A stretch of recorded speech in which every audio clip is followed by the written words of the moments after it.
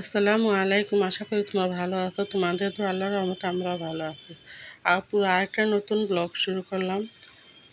দেখো আমাদের আছে কি কি রান্না করা হয়, কি কি সবজি এনেছে তোমাদের ভাইয়া। এই যে দেখো, প্রথমে যে কড়াইটা বসায় দিলাম, ফ্রাই প্যানটা। এটার মধ্যে মনে করো পাট শাক রান্না করব। পাট শাকটা বসায় দিব এটার মধ্যে। এই যে মাছ দিয়ে ধুন্দুল দিয়ে রান্না করব।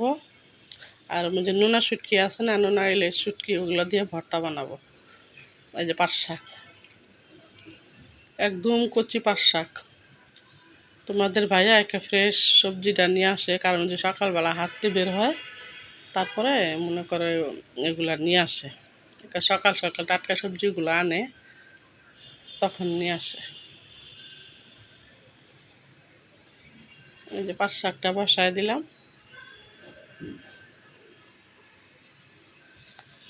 আজকে আপুর অল্প অল্প রান্না করেছি, কারণ আমাদের বাসায় আজকে দাওয়াত আছে। আমার ননাসে দাওয়াত দিছে, ওইখানে যাইব খাইতে, পাকুড়িয়া।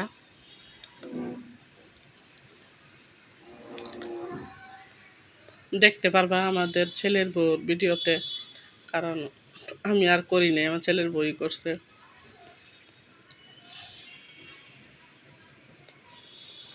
এই যে পাট শাকটা হয়ে গেছে। আর এই যে এই পাশে কড়াইটা, ফ্রাই প্যানটা বসায় দেওয়া হয়েছে। মাছগুলো প্রথমে ভেজে নিব। এই যে হলুদ মরিচ সব কিছু মশলা দিয়ে ভালো করে মেখে নিতেছি, লবণ।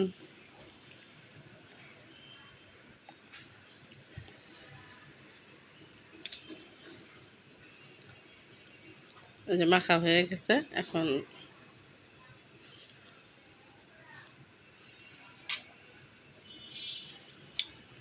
যে ফ্রাই প্যানে দিয়ে দিতেছি মাছগুলা।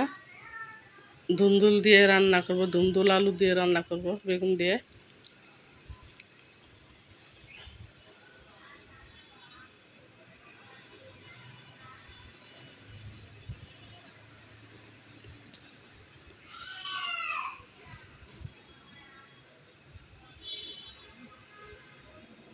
এই পাশে মনে করো যে মাছগুলা ভাজা হয়ে গেছে। এখন এই যে ধুন্দুলুর তরকারিটা বসায় দিব।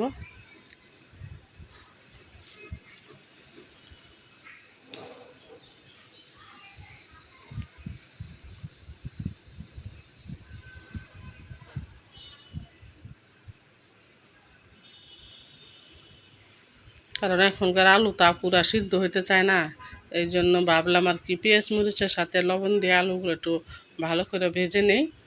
ধুন্দুল তো মনে করো তাড়াতাড়ি সিদ্ধ হয়ে যায়। আলুগুলো যে ভেজে নিতেছি, একটু লবণ দিয়ে দিলাম। আলুগুলো ভাজা হওয়ার পরে তারপরে মশলাগুলা দিব, হলুদ মরিচ এগুলা দিব।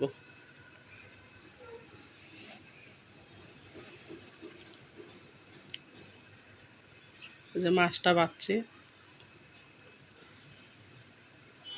আর নোনা ইলিশ দেখছো, এই যে কুটা রাখছি নোনা ইলিশ।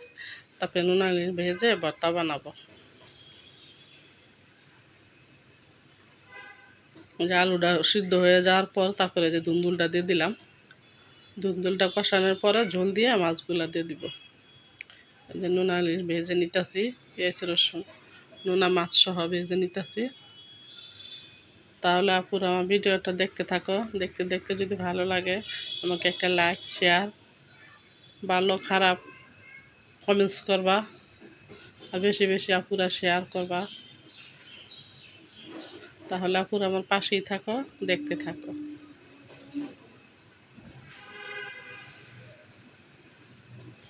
এই যে নোনা শুটকি মাছগুলা বাঁচতেছি, পেঁয়াজ রসুনও বাঁচতেছে। আর এই পাশে তো মনে করে যে বেগুন আলু ধুন্দুল দিয়ে রান্না করতেছি। যে হয়ে গেছে তরকারিটা, এখন মাছগুলা দিয়ে নামায় ফেলবো।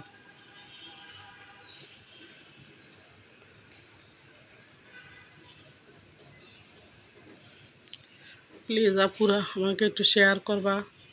তোমাদের শেয়ার না করলে আমি তো আগাইতে পারবো না পুরা। আমাকে একটু বেশি বেশি শেয়ার করবা, লাইক করবা। তাহলে আপুরা আজকের মতো এই পর্যন্তই। আল্লাহ হাফেজ।